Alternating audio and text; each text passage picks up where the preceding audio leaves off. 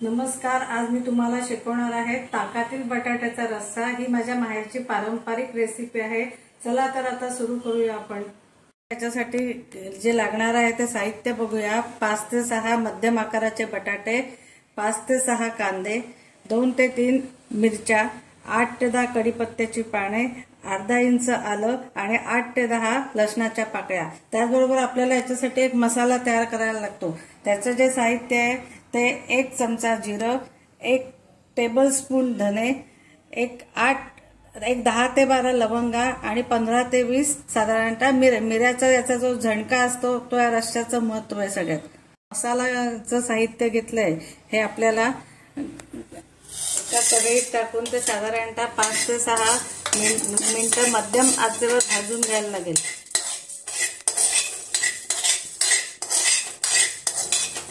आपण मसाला जो भाजून घेतलाय तो साधारणतः 5 ते 7 मिनिटं भाजून घ्यायचा।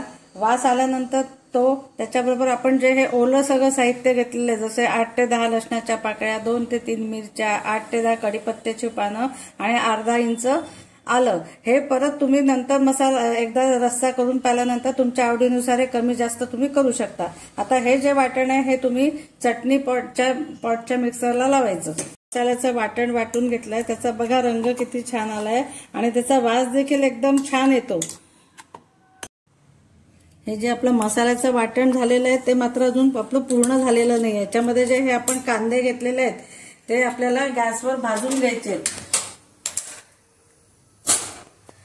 पूर्वी हे कांदे माझ्या आजीच्या काळामध्ये चुलीवर भाजले जायचे, नंतर आईच्या काळामध्ये शेगडीवर भाजले जायचे, परंतु आजकाल चूल आणि शेगडी हा प्रकार कालबाह्य झाल्यामुळे मी ते गॅसवरच आपली जी वांगे भाजण्याची ताटली असते त्याच्यावर मी भाजून घेते कायम। बघा अशा पद्धतीने हे कांदे भाजून तयार झालेले आहे। हा कांदा नुसता सोलून देखील छान लागतो, गोडवा येतो या कांद्या खाण्यामध्ये। हा कांदा गार झाल्यानंतर याची सालं काढून घ्यायची आणि सालं काढल्यानंतर हा कांदा आपल्या या वाटणामध्ये घालावा आणि 1-2 कांद्याच्या तुम्ही फोडी रस्स्यामध्ये टाकल्या तरी छान लागतात, त्या गुळचट लागतात। आता बघा कांदा सोलल्यानंतर असा दिसतो। आता या कांद्याच्या आपण फोडी करूया।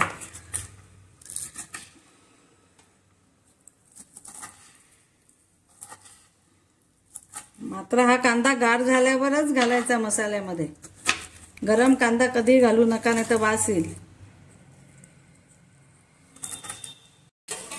आता हा कांदा आपण असा मिक्सरमध्ये टाकून आपलं नेहमीचं जे पाळ्यातला मसाला आहे तो साधारणतः गोडा मसाला ज्याला आपण म्हणतो तो साधारणतः 1 ते 1.5 चमचा घाला आणि त्याच्यामध्ये अर्धा चमचा तिखट घाला आणि साधारणतः 1.5 ते 2 चमचे मीठ घाला।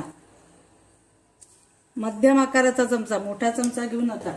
आणि आता याचं वाटण तयार करून घ्या।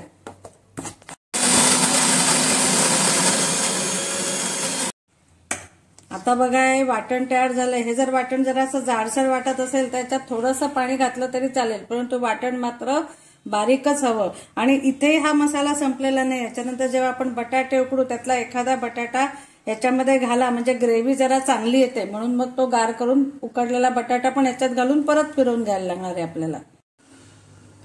आता आपण हे बटाटे उकडून घेतले। आता यातला एक मध्यम आकाराचा बटाटा आपण घेऊया आणि तो ग्रेव्हीसाठी घालूया। या बटाट्याचे मी जरासे काप करून टाकते त्याच्यामध्ये, म्हणजे स्मॅश चांगला होईल तो। हे जे मिश्रण आहे हे आता आपण वाटून घेतलंय, बघा कसं एकजीव झालंय। जर हे एकजीव होत नसेल तर थोडंसं पाणी घातलं तरी चालेल, परंतु ही चांगली पेस्ट व्हायला पाहिजे मिश्रणाची, मसाल्याची। पूर्वीच्या काळी हे जे वाटण आहे हे पाट्या वरवंट्यावर केलं जायचं, त्याची टेस्ट अजून छान यायची, पण आजकाल हे पाट्या वरवंटे पण कालबाह्य झाल्यामुळे आजकाल आम्ही हा मिक्सर वापरतो, पण त्याची चव आणि या चवीत पण फरक पडतोच। चला आता आपण बटाट्याचा रस्सा करूया। कढई मी जराशी तापवून घेतली, आता त्याच्यामध्ये मी तेल घालते। तेल हे मात्र नेहमीच्या भाजीपेक्षा जरा जास्तच घालावे, कारण रस्सा वगैरे म्हटलं की तेल हे जास्तच लागतं, त्याशिवाय चव येत नाही। तेल हे अंदाजे इतकं घ्यावं, साधारणतः मोठा 1 डाव। आता आपण याच्यामध्ये मोहरी घालावी. मोहरी तडतडल्यावर त्याच्यामध्ये हिंग टाकावा. हिंग टाकला की कडुलिंब घालावा. आणि तडतडते मोहरी म्हणून मी थांबली.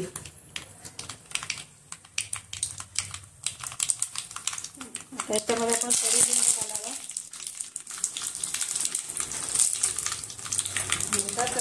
त्याच्यामध्ये आपण जे हे सारण केलेलं आहे हे टाकावं.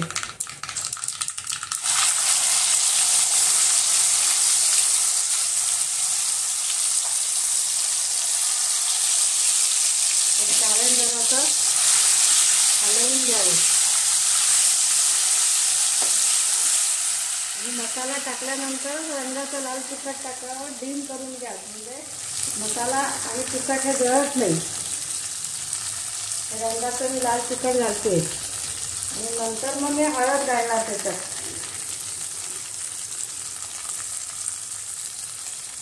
आणि आता हा मसाला जो आहे हा चांगला परतून घ्यावा.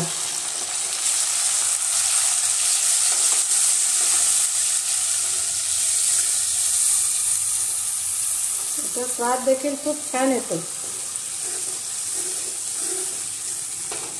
चांगला परतला गेलाय आणि आता या मसाल्यामध्ये आपण या बटाट्याच्या फोडी आणि मगाशी जो मी कांदा भाजला होता त्याच्यातले एखाद दोन कांदे मी बघायले होते त्याच्याही फोडी करून घेतल्या होत्या, त्या पण टाकते.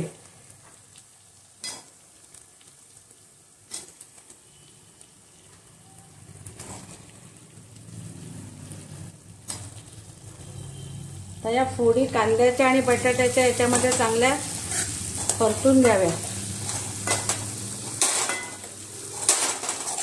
तर याच्यामध्ये आपण मीठ टाकूया.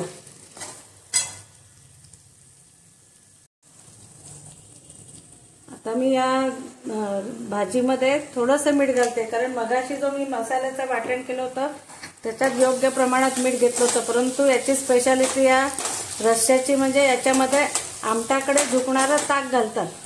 आता आपण याच्यामध्ये ताक घालूया. त्यामुळे मीठ थोडंसं जास्तच घालायला लागतं. साधारणतः याला आंबट ताक हे साधारणतः भांडभर तरी पाहिजे. भांड ते 1.5 भांड पाणी प्यायचं भांड, फुलपात्र. आता या रश्श्यामध्ये आपण मिक्सरमध्ये पाणी घालून सगळा मसाला काढून घ्यावा आणि तो पण टाकावा. आणि आता मात्र मोठा गॅस करून चांगला हा रस्सा उकळू द्यावा. अजून पाणी बसेल याच्यामध्ये, भरपूर पाणी घालायचं. मग चांगलं ते रटायचं, आटवायचं, म्हणजे रस्स्याला चव चांगली उतरते. आपण बघा या रश्श्यामध्ये आता खूप पाणी घालून घेतलंय. आता हा चांगला उकळू द्यायचा. हा आमचा पारंपरिक माझ्या माहेरचा रस्सा आहे, माझ्या आजीचा रस्सा आहे हा.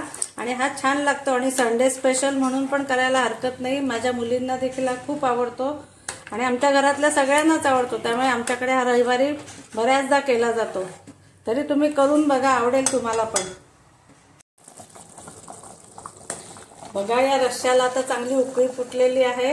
हा रस्सा साधारणतः 20 ते 25 मिनिटं उकळायला लागतो.